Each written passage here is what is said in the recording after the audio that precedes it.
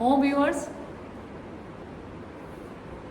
कमर में दर्द L3, L4, L5 या आपका S1, S2 जो भी आपका सर्वाइकल एरिया वहाँ का दर्द बहुत ज़्यादा आपके दिनचर्या को प्रभावित करता है, आपके मूड को बहुत ज़्यादा, कि हर वक्त इंसान दुखी रहता है और निराश रहता है। पेन किलर खा लिया तो दर्द में आराम हो गया, नहीं तो फिर वापस वही पेन। उस दर्द का संपूर्ण चिकित्सा जो है योग के द्वारा की जाए तो बहुत अच्छा है। जैसे अभी शुरुआत करेंगे, एक बार मकर आसन और मकर आसन करने होगा, यही वाला।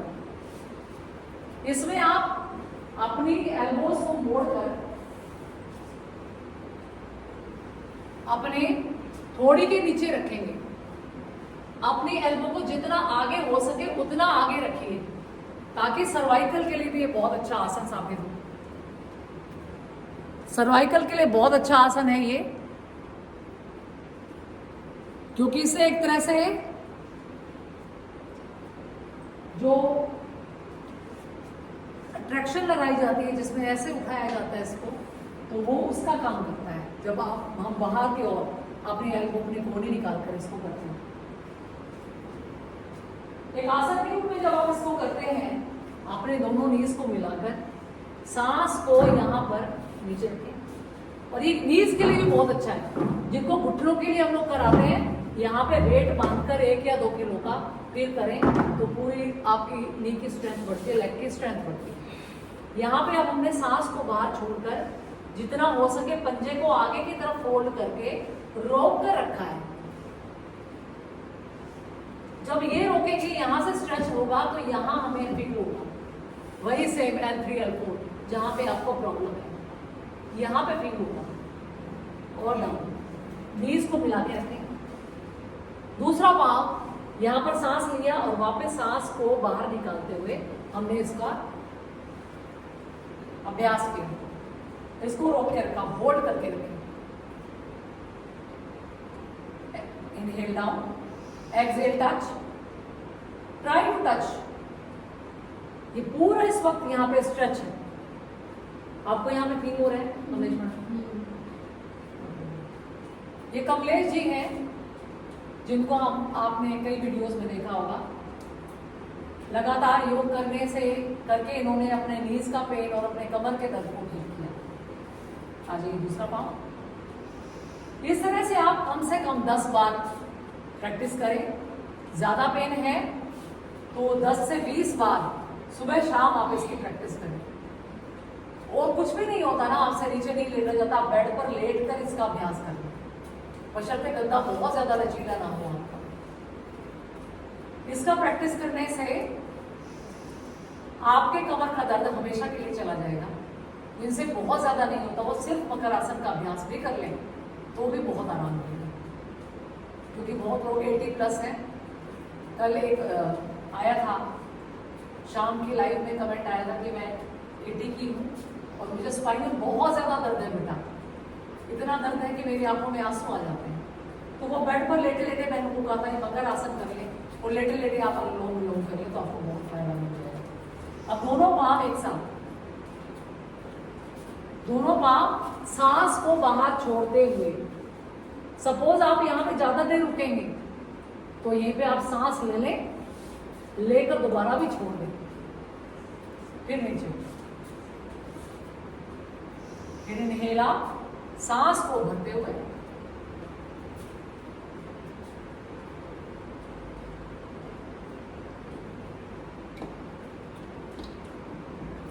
यहां सांस को छोड़ते हुए किया था ऊपर, अब सांस को भरते हुए वापस, एक बार दोबारा सांस को बाहर छोड़ते हुए अपने पांव को मोड़कर पूरा स्ट्रेच करेंगे।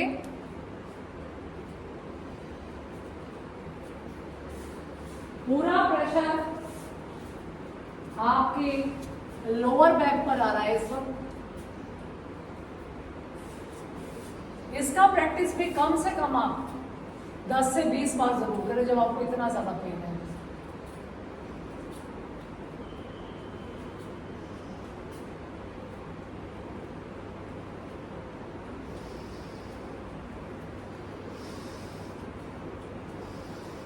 आ जाइए वापस। अगला अभ्यास है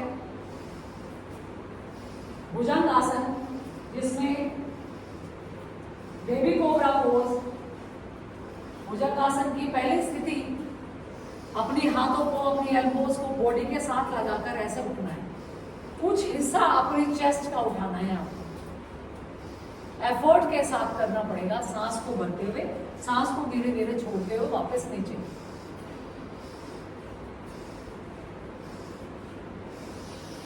अगेन इनहेल अप,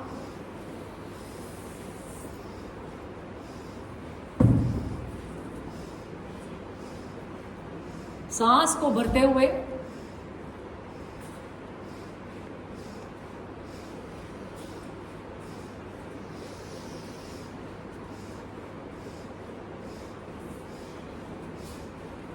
जहां तक हो सके पांव को पीछे से मिलाकर रखने की कोशिश करें।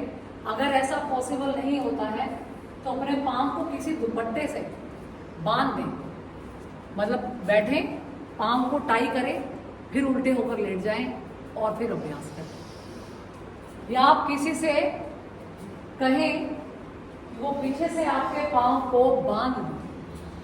वैसे ये हमारे पास बेल्ट है, इससे हमने दोनों पांव को एक साथ किया और यहां पर ऐसे इसको बांध दिया। तो ये पांव बंधा रहेगा, तो इससे वापस ये पांव दूर नहीं जाएंगे। ये देखिए, ये बहुत अच्छा एक तरीका है बार बार पांव को दूर ना होने देने के लिए। धीरे धीरे जो हाथ आपके एल्बो के साथ, आपकी बॉडी के साथ थे, जिन पर हमने सिर्फ एक ये बेबी कोबरा पोज किया था, करके दिखाएं एक बार, ऐसे, हाँ, इनहेल ये किया था, उसी को अब हम लोग खोल देंगे ऐसे। वहीं पर हाथ है, धीरे धीरे हमने अपनी एल्बो को सीधा किया। अगर सपोज आपसे सीधा नहीं होता है तो ज्यादा पेन होता है तो मोड़ के रखिए, बस इतनी, बस। फिर धीरे धीरे आ जाए वापस। दिखाई दे रहा होगा आप सबको। दोबारा से फिर सांस भरते हुए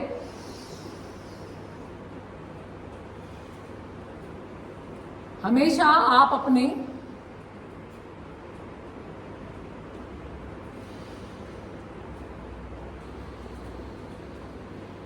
नेक से उठिए। कभी भी ऐसे ना करें कि आप पहले तो आपने अपने धड़ को उठाया फिर सर को पीछे किया। हमेशा मैं बताती हूं कि अपनी चिन से पहले, सबसे पहले गर्दन उठेगी और बाद में पूरा शरीर जो है ऊपर की ओर उठेगा।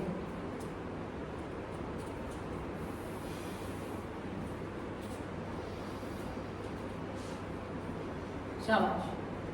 पीछे पांव बंधे हुए हैं तो एकदम से पूरा आसन सही तरीके से हो रहा है।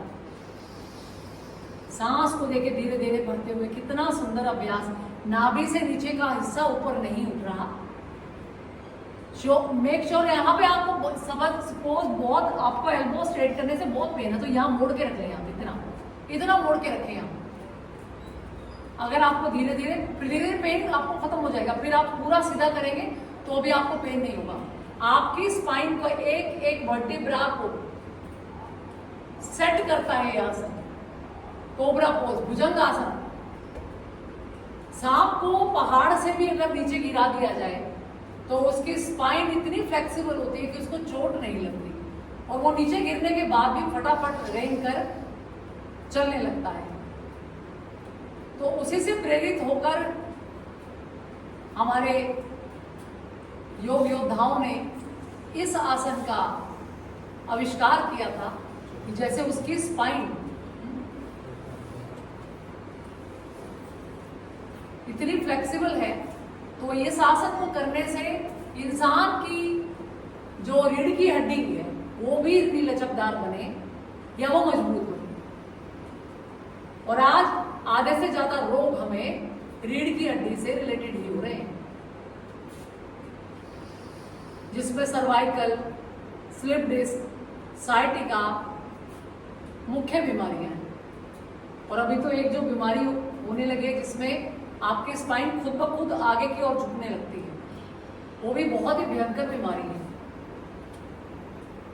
कभी भी एक और बात आपको मैं रिमाइंड कराना चाहती हूँ, कभी भी स्पाइन का ऑपरेट ना कराएं कि आपको साइटिका है, कमर में दर्द लगातार रीढ़ की हड्डी में रहता है, तो डॉक्टर कहते हैं कि हम आपके स्पाइन का ऑपरेशन कर देते हैं। देखिए, ऑपरेट कराने से पहले आप उनसे पूछिए कि क्या 100% ठीक होने के चांसेस हैं इस ऑपरेशन में, तो नहीं है।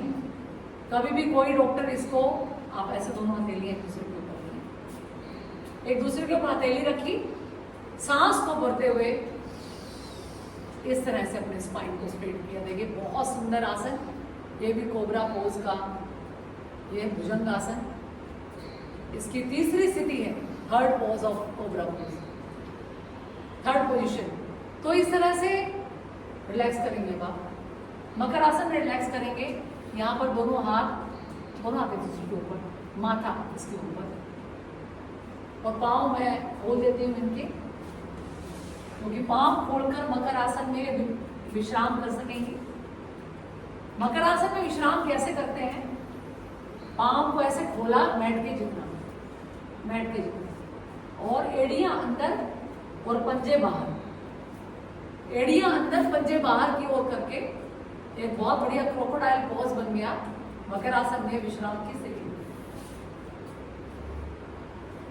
जब भी आप कोई आसन करें, आसन की पूरी आपने रिपीटिशन करी है, उसके बाद आप रिलैक्स जरूर करें। अगर आप बीमार हैं, किसी बीमारी से ग्रस्त हैं, आपको कमर में दर्द बहुत ज्यादा है, तो हर आसन के बाद, एक आसन पूरा कंप्लीट होने के बाद आप विश्राम जरूर करें, ताकि वो जो शरीर है, जो उस आसन का प्रभाव शरीर पर पड़ना चाहिए, उसको अच्छे से एब्जॉर्ब करे शरीर, और अगले आसन के लिए तैयार हो जाए।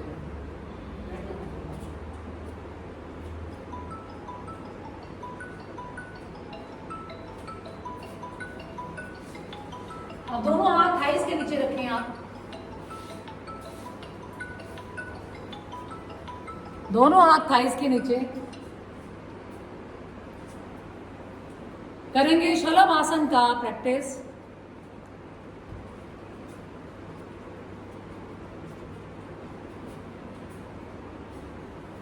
डाउन,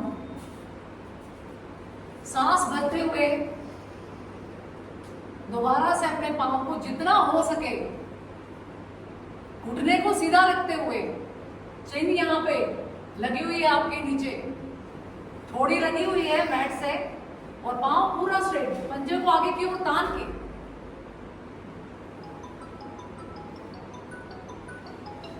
मकर आसन, भुजंग आसन, उसके बाद अब आप कर रहे हैं शलभ आसन पार्ट 1।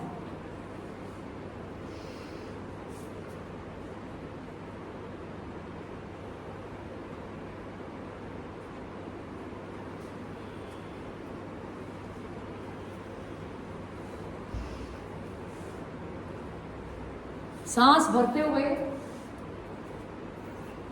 अब दोनों पांव को एक साथ, अब इसमें कैसे करना है?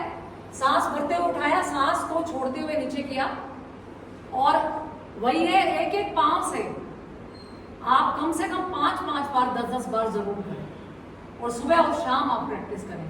दोनों पांव को एक साथ उठाकर करने की प्रैक्टिस करें, कोशिश करें थोड़ा सा उठे चाहे, लेकिन उठाएं जरूर। अब शलभ आसन पार्ट 2, दोनों पांव को एक साथ। पार्ट 3, ऐसे आप एक हाथ को मोड़कर रखिए अपनी कमर पर, दूसरा हाथ आप ले आए सामने, अपने कान के साथ रखना है। अब अपोजिट लेग उठेगी आपकी, थोड़ा सा फासला, बस अपोजिट लेग उठेगी, अपोजिट आपका हैंड उठेगा। मतलब अगर आप ये बायां अगर हाथ उठ रहा है तो दायां पांव ऊपर उठेगा। इसी पोजीशन में रहेंगे, सांस भरकर, सांस को छोड़ते हुए नीचे, दूसरा हाथ करेंगे, दूसरे हाथ को मोड़ कर रखेंगे, एक हाथ को सीधा रखेंगे, शलभासन पार्ट 3। इनहेल अप, चिन को भी ऊपर उठाया। आपका जो हाथ है वो कान के साथ लगा रहे तो बहुत अच्छा है, नहीं तो जितना भी आपसे पॉसिबल हो उतना आप करिए। एक बार और प्रैक्टिस करके दिखा दें आप। हाँ, अल्टरनेट हैंड आपका, अपोजिट हैंड अपोजिट लेग, देखिए बहुत सुंदर प्रैक्टिस।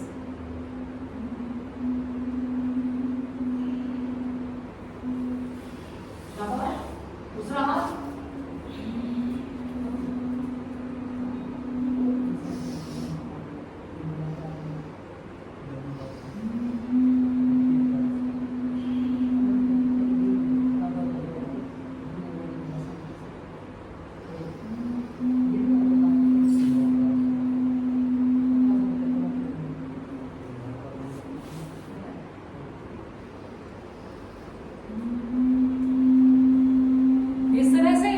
आसनों का अभ्यास करेंगे। एक और आसन जो अगर आपसे हो सकता तो जरूर करें। सामने हाथ खोले, दोनों सीधे कर दें हाथ, आगे से दोनों हाथ और पीछे से दोनों पांव एक साथ उठाने की कोशिश करें। विपरीत नौकासन, शाबाश। ये आपके जो नेवल पार्ट है उसके लिए बहुत जबरदस्त है। नेवल पार्ट, नाभि का जो क्षेत्र है वो पावर हाउस है हमारे शरीर का। तो दोनों हाथ आगे से उठाए और दोनों पांव पीछे से। तो ये जो सेंटर पॉइंट है, जिनकी नाभि डिगी रहती है, धड़ डिगने की समस्या रहती है, इस आसन को करने से नाभि का क्षेत्र मजबूत बनता है। पीछे हमारे भ्रामरी प्राणायाम का प्रैक्टिस कर रही हैं प्रभजोत एंड सोनिया। बहुत ही सुंदर अभ्यास। इसके बाद बालासन में विश्राम करेंगे आप। अगला जो भाग है वो अभी ये उल्टा लेटकर फिर सीधा लेटकर करेंगे। ऐसे आपने एक एल्बो को बेंड किया, यहाँ से एक घुटने को मोड़ के ऐसे विश्राम करेंगे। एक घुटने को मोड़ा, एक कोहनी को मोड़ा और एक हाथ को पीछे से ऐसे स्ट्रेट सीधा कर देंगे, पीछे से सीधा कर देंगे। इस तरह से विश्राम करेंगे। इसे कहते हैं बालासन में विश्राम करना। अगेन वही बात कि आपने जितने आसन इस वक्त, ये जो आसन आपने परफॉर्म किया, आपने शलभासन के सभी पार्ट करके दिखाए। एक हमने विपरीत नौकासन भी किया। तो यहाँ हम रिलैक्स कर रहे हैं। जो आसन से हमें एनर्जी मिली, जो हमने अचीव किया, जो उसको हमारा शरीर एब्जॉर्ब कर रहा है और अगले आसन के लिए हम लोग तैयार हो गए। दूसरी तरफ से भी इसका अभ्यास करते हैं।